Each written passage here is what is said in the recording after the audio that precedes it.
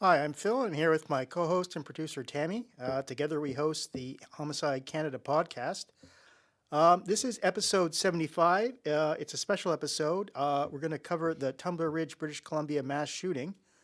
In case you don't know, and you just stumbled upon this podcast, we have a website that's associated with the podcast, homicidecanada.com. We're also on social media. We're on Twitter or X, homicide_Canada. Instagram and Facebook, just kind of search us there and we should show up. And we're also have an email, info@homicidecanada.com, which we check fairly regularly. All right, let's get right into the episode. We'll start with like a timeline of the shooting. I don't know. I assume everybody's kind of heard of this if they're listening to this podcast. So on February 10th, 2026 at 1:20, Tumbler Ridge RCMP responded to reports of an active shooter at Tumbler Ridge Secondary School. A police-initiated public alert was issued as emergency crews rushed to the scene. The alert remained in place until 5:45 when police confirmed no outstanding suspects and no ongoing risk to the public. For the police response, officers entered the school to locate and stop the threat. Inside, they found multiple victims. Police also located a deceased 18-year-old female identified as Jessie Van Rootselaar, believed to be the shooter and who appeared to have died from a self-inflicted injury, which I assume was a gunshot wound. Yeah. Okay.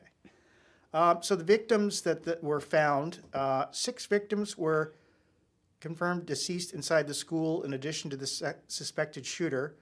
2 victims were airlifted to hospital with serious or life-threatening injuries. Approximately 25 others were assessed and treated at the local medical center for non-life-threatening injuries. So I assume the 2 victims that were airlifted were shot, but I wonder if any of the other 25 were shot or maybe I'm not sure. maybe injured. Like obviously, I'm sure it was a very chaotic scene. So. Yeah, they didn't really expand on the other 25 people. But for the victims and their injuries, Paige Hoekstra, 19 years old, she was shot in the chest and airlifted to a hospital in Vancouver. She underwent surgery, and as of February 16th, doctors believed it was safe for her to return home to Tumbler Ridge, and that was as per her family's GoFundMe page. Maya Gerbala, she's 12 years old. She was placed in a medically induced coma in the ICU at BC Children's Hospital in Vancouver after trying to help her classmates in an act of remarkable courage and selflessness. The grade 7 student was in the library when the shooting began, and Maya attempted to lock the classroom door to protect others, but the lock was broken. And while a classmate ran to hide, Maya spent the extra seconds trying to secure the door. The shooter forced the door open, and Maya dove under a desk for cover, but it was too late. She was grazed by a bullet on the cheek and the ear, and 2 more bullets struck her in the head and the neck. So yeah, it seems like just from her. She was hit by, it looks like 3 bullets. Yeah. So yeah, it seems, and like obviously there's the dead victims in the school as well. So Yeah. It seems like there was a lot of bullets fired in this regard. Yeah, and for her medical update, she's undergone multiple surgeries over the recent weeks, and she's faced complications including infections and brain swelling.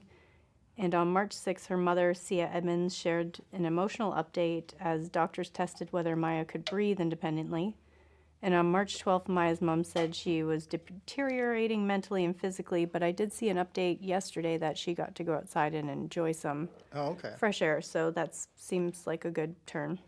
Yeah, it's quite amazing that obviously these school shootings are very chaotic in that, but just to kind of recognize that this is happening and then try to lock the library door in that, and then it's unfortunate it had a lock, but it was broken in that. So yeah, I don't know if kids in Canada are trained like in the States for school shootings. For school shootings, yeah, because there's they are still pretty rare events in Canada. So. Yeah. All right. So we'll talk about the evacuation and the immediate response. So all remaining students and staff were safely evacuated from Tumbler Ridge Secondary School. RCMP worked alongside the school district to reunite families and provide support services to those affected. Police confirmed that the victims inside the school included Shanda Avigna Duran, 39, so a female educator, 2 male students aged 12 and 13, and then 3 female students, all 12 years old. So it's interesting, I guess the suspect the deceased suspect was, 18? Yep. And then, yeah, most of the students were only like that were shot besides the educator, and were 12 and 13 in that. Yeah, So they were like significantly younger. Yeah. Yeah, I guess this must have been probably like maybe a combined middle school or high school in that. Or, Yeah, it must have been. because and the thing is, yeah, I did see some reports like when it happened, like some interviews with some kids that were clearly older and more high school age in that. But, Yeah. and so I don't know if he just went in the area where the younger kids were then, or just it was just happenstance. I guess the thing is, in a school shooting, it's just random, like where Yeah. the person comes in and who's ever nearby and what classroom they head to in that. So. Yeah, and the one girl was 19 who was shot, so. That's true. So, yeah, it's most of the victims were younger. But Yeah. there was that one older student plus The teacher. the teacher was killed. So, so the weapons in the investigation. So investigators recovered 2 firearms at the school, a long gun and a handgun. Yeah, I kind of wonder, like, say Maya was hit with 3 bullets in that. So, I don't know, hard to tell what the person was using in that. Yeah. Like, they could have been using a long gun or they could have been using a handgun in that. So, officers also attended a second location connected to the shooter where they found the bodies of her mother, 39, and 11-year-old. Was it a stepbrother or half-brother? Maybe it was a half brother. The half-brother, okay. So a shotgun unregistered was used in the killings at the family home before the school shooting. So I guess the shotgun was, from what I understand, the shotgun was used at the home, but that wasn't used at the school shooting then, or? Well, I don't really know what a Yeah. long gun is and a shotgun is. I'm not. Yeah. Like the handgun is a shotgun? I'm not sure. Is that the same thing? Well, yeah, I guess I would consider a shotgun a long gun, but I don't know. I guess the thing is that the RCMP still hasn't released some info, but not like a ton Yeah. of info. Like they certainly haven't released like the individual model of each No. weapon in that. So that probably will eventually come, but if there's a possibility that like the shotgun was used at home to kill the stepbrother and the mother, and then different guns used at the school shooting and that. So I don't know. This is like, for school shootings and that, like obviously they don't happen very often, but yeah, I guess sometimes these mass killings, like it can start like at somebody's home where they kill somebody and that, and then kill other people. But there's been certainly other school shootings where there's no one killed at home and that. Yeah. So this is, a little different. Like it's a pretty rare event, but yeah, the fact that the person, the suspect killed the mother, her mother, and the half brother is, that's unusual as well. So official statements. So Superintendent Ken Floyd, RCMP North District Commander, described the incident as a rapidly evolving situation at the time. He thanked the school, first responders, and community members for their cooperations. Floyd extended condolences to the family and all those affected, calling it an incredibly difficult and emotional day for the community. And I guess the one thing about Tumbler Ridge is it's pretty far north in British Columbia and that. Yeah. Like, it's kind of closer towards the Alberta border than it is the ocean, but it's still some distance. But yeah, it's quite far north. And Yeah. there's really like there's no big city near there at all. No. So there's a lot of smaller places, but there's no, so this is a pretty small place. And as I understand, it's pretty much a mining community. So, Oh, okay. so the victims, we'll name them all here. So on February 12th, RCMP released the names of the victims. So Abel Mwanson, 12, Ezekiel Schofield, 13, Kylie Smith, 12, Zoe Benoit, 12, Takaria Lampert, 12, Chanda Evagrana Duran, 39, Emmett Jacobs, 11, and Jennifer Jacobs, 39. So that's the family members of the suspect. Yeah. GoFundMe pages have been created for all victims, including one for Jennifer Jacobs to support her 3 remaining children. I guess the thing is that she didn't really, I guess there was more, well, not really. It's fairly, I guess the number of male to female killings, it's not that different. Like it wasn't like she killed all male or all female in that. So, No, yeah. So kind of random. 3 in that. boys. Yeah. There's the community response. So online threats planned for a celebration of life for 12-year-old Kylie Smith. So the event scheduled in Tumbler Ridge was not open to the public due to safety concerns. According to the Tumbler Ridge lines, the gathering was canceled because of direct threats against the family.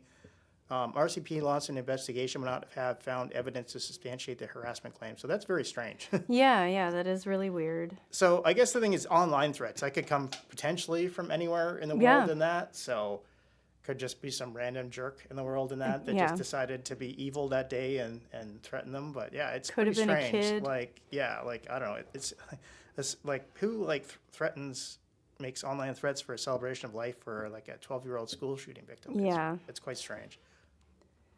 So the suspect, 18-year-old Jesse Van Rootselaar, had a documented history of mental health struggles according to police and family members. The RCMP confirmed that officers had previous interactions with Van Rootselaar and had apprehended her under the Mental Health Act for assessment in the past. Police had attended the family's home multiple times over several years due to concerns about her well-being, and the most recent contact with police occurred sometime last year. So for her mental health treatment, family members say that she struggled to get adequate mental health care for Jessie. Antidepressant medications reportedly had little effect and were poorly tolerated, raising concerns about possible liver damage. Jessie also underwent 6 electroconvulsive therapy treatments, a procedure that sends electrical currents through the brain. Each treatment triggered a seizure, according to family members. The final session caused a severe seizure that required Jessie to be placed in a medically induced coma to recover. And the family said that Jessie was also taking medication for ADHD. So it's interesting. A lot of people have sort of said that, this could have been prevented with like mental health treatment and that. Obviously, Tumbler Ridge is, it's a fairly isolated area up in northeastern British Columbia and that. So yeah, it's not like it's in Vancouver and that, where there'd be a lot of like psychiatrists, like many of them around in that, and children's hospitals and that. But the thing is that I guess I would say is that, ECT is, I wouldn't say, I don't know, obviously I'm not a physician, but it's fairly late in the chain of like mental health interventions in that. So, Jessie obviously has gone under a lot and had 6 ECT treatments. And the one thing is ECT is not without controversy itself in that. Yeah. And I'm kind of surprised that no one's really honed in on the fact that she had these 6 treatments in that. So, Yeah. because, it's basically, I don't want to call it brain damage, but it kind of is in that. So you're kind of like blasting them with electricity in that. So yeah, to say that, and maybe definitely there could have been more in that, but definitely I think there'd been a lot of interventions along the way in that. So, and it seemed like she'd been in trouble for quite some time in that. Yeah. So.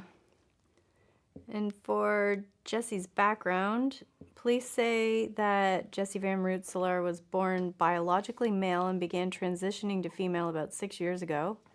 Authorities say they are identifying her as she publicly identifies herself on social media. So yeah, it's obviously like another aspect of this case that's kind of kind of unusual in that.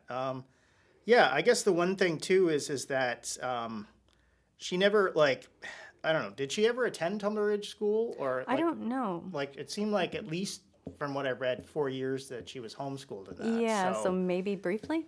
Yeah, maybe briefly in that, but yeah, I guess the thing is that she never really went there, and I don't know. I guess the thing is like northeastern Alberta, like a small tiny town, and that with maybe a few other towns kind of around in that. Like obviously. There's not going to be many other trans people there just because the raw number of people, there's hardly any in that. So, yeah, I don't know. It's interesting in the sense that, she was in a very isolated community and that. And, so. Yeah. We're going to talk a little bit now about Jessie's upbringing. Court documents show that Jessie's parents were involved in custody disputes during her childhood. A judge once described the family's lifestyle as almost nomadic, citing frequent moves across Western Canada. The ruling also noted limited involvement from her father during her upbringing. So for siblings, Jessie has 4 younger siblings in the family home. She also had an older half-brother, Jacob Van Rootselaar, 22, through her father. Jacob was arrested in Fort McMurray, Alberta in October 2024 after allegedly breaking into a home and stabbing a man.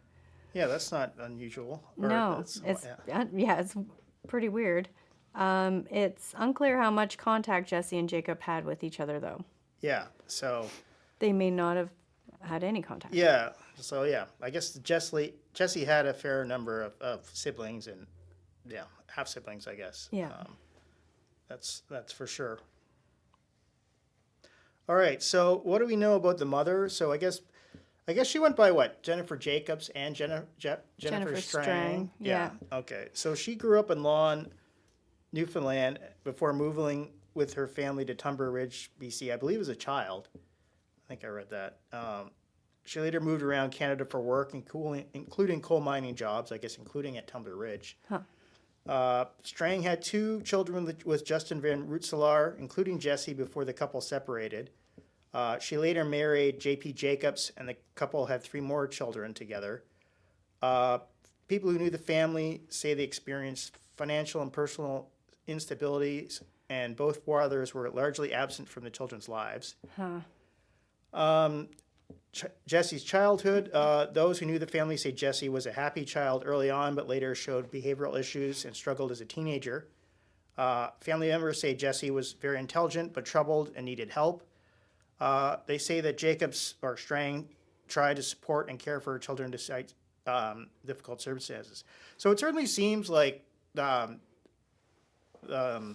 mother definitely, Jennifer, definitely cared for her. Yeah, she was trying. She was like trying in that, and Yeah. definitely I think there were some posts on social media kind of like talking up Jesse and that, and yeah, and but in the end, Jesse killed her and her half brother. Yeah. So, and I guess it was during the day. I guess I don't know.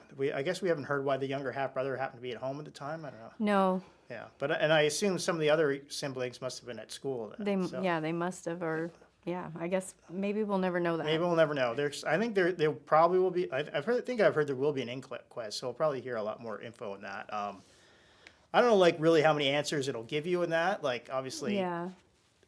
We'll never know why she did it. Jesse was pretty like a very troubled individual. It seemed. Yeah. Right. So firearms in the household. So RCMP says Jesse Van Rootselaar previously held a firearms license, but it had expired. So I guess you can in Canada get a firearms license under the age of 18. Wow. Yeah, but I don't think you can a handgun license. Police said no firearms were registered in her name. Investigators are still trying to determine how the 2 guns used in the attack were obtained and whether they were acquired illegally. Last year, Jennifer Jacobs or Strang, who legally held a firearms license, posted a photo on social media showing at least 6 long guns, including what appeared to be a shotgun. So in Canada, long guns and shotguns generally do not require registration if the owner has a valid possession acquisition license or a PAL. Why? For hunting reasons? I don't know. I guess just, for hunting and that. I think it's only handguns that need to be. So previous police action. So police said officers seized firearms from the home years ago under the criminal code. Those firearms were later returned to their lawful owner after petition, and no charges were laid at the time. The shotgun believed to be used in the attack had not previously been seized. Investigators are also examining a second woman found at the home. Other weapons have since been seized as part of the investigation. So, I don't know, reading between the lines here, maybe like they were seized like when Jesse had a mental health episode. Yeah, maybe. And then, but the weapons belonged to the mother, Jennifer, and then she petitioned rather to get them back. So, yeah. The one thing is obviously she was allowed to have weapons, but obviously in hindsight, 2020, like obviously like Jesse having access to these weapons was not great. So family movements in the court case. So in 2015, a BC Supreme Court case involving the shooter's parents highlighted Jennifer Jacobs, also known as Jennifer Strang's, frequent relocations over the previous 5 years. She had moved with her children between Newfoundland and Labrador, Grand Cache, Alberta, and Powell River, BC. The court found that Jacobs engaged in reprehensible conduct by not giving her children's father adequate notice before moving back to Newfoundland in 2015, and the court ordered her to return her children back to BC. So like the childhood was kind of like definitely like uneven and frequent moves, And those are big moves. those are big moves. Yeah, going from Newfoundland to BC, like Yeah. it's Across it's the country. many time zones, 4.5 time zones. And online activity of the shooter. So investigators are reviewing Van Rootseller's online activity. Roblox confirmed that it removed an account connected to her that had been used to create a virtual shopping mall shooting simulation. The platform said the content was not widely accessible and received only a few handful of visits before being removed on February 11th, one day after the attack. So yeah, that's obviously a little bit of foreshadowing there Yeah. on the part of Van Rootselar. Yeah, and they remove it after Yeah. this comes out in that. So admittedly, not as they say, not many people had accessed it in that, but But still. but yeah, it makes you wonder like how many people would create something like that and then don't go on like a mass killing. Like I don't know. Like, Yeah. there's a lot of people, the old thing from the 80s, people arguing about like video games and violence and that, but obviously there's something between like killing like a goblin or an orc or something in some Yeah. game and like creating a virtual shopping mall shooting simulation. Yes. And that. So all right, so for school attendance, I think we talked about this earlier. So police said Van Rooselaar was not a student at Tumbler Ridge Secondary at the time of the shooting, although they didn't say if she had never gone there. Yeah, they didn't say. But she had dropped out roughly 4 years earlier. Authorities have not clarified any connection she may have had to current students. So obviously that's not a great situation itself. Like being 14 and then dropped out for 4 years and that. Like Yeah. that's obviously not ideal and not great for future prospects. I would say either of that. So for online activity, even some more than what we just discussed. So investigators said Van Rooselaar had been active on Watch People Die, a website known for hosting graphic violent content. CBS News reports the site had previously been linked to other mass violence suspects. Analysts, including Cody Zoshak of the Institute for Strategic Dialogue, traced her online activity back to 2019, so we're looking like seven years ago. Wow. Early posts focused on video games. Over time, content shifted to firearms, drug use, and mental health struggles. Around 5 months ago, she created an account on Watch People Die and commented on numerous violent posts. Zoshak warned that some online communities can act as echo chambers, reinforcing feelings of isolation, which I'm probably guessing that Jesse had, Yeah. and exposing teens to extreme influences. Yeah, because really, when you think about it, she still was a kid. Yeah. Like she was a kid. Okay, so OpenAI is under safety review. Canada's AI Minister Evan Solomon said OpenAI CEO Sam Altman agreed to allow Canadian experts into OpenAI's safety office to review its threat assessment processes following the mass shooting. Solomon pushed for stronger safety measures and direct reporting of threats to RCMP. The move comes after reports that the shooter had been banned from ChatGPT for violent content months before the attack. But this actively was not reported to the police. How bad do you have to be like in your account? Like, what do you have to be doing to get banned in that? I don't know, and it seems odd too because she probably could have accessed it without an account. I think you have to log in like with Gmail or something like that. So, but yeah, but admittedly, like I'm sure there's like millions of people use, or tens, hundreds, I don't know how many. Yeah. Many people use ChatGPT. And I don't know. I guess like if you go and ask like, how do I poison my husband in that? Does that set off alarm, or do you have to do like a lot more in that, or how to poison someone, or I don't know, how to shoot school shootings and stuff like. I don't know. I just kind of wondering just how violent like these questions were, and like what were they like? How do I kill the most people in a school shooting? Like I don't know. Like it must have been. I assume it must be pretty bad to set off the filters that the people working at Open AI like noticed it and banned her account in that. So yeah. So OpenAI has agreed to reassess past threats, improve reporting criteria, and provide a report on new systems for identifying high-risk users. So that'll be interesting if that will come up in like an inquest. Yeah, like what she was actually asking. Yeah, I like obviously the other thing too is obviously this was clearly like at least like planned out like beforehand. Like obviously making this like doing this research on ChatGPT and that.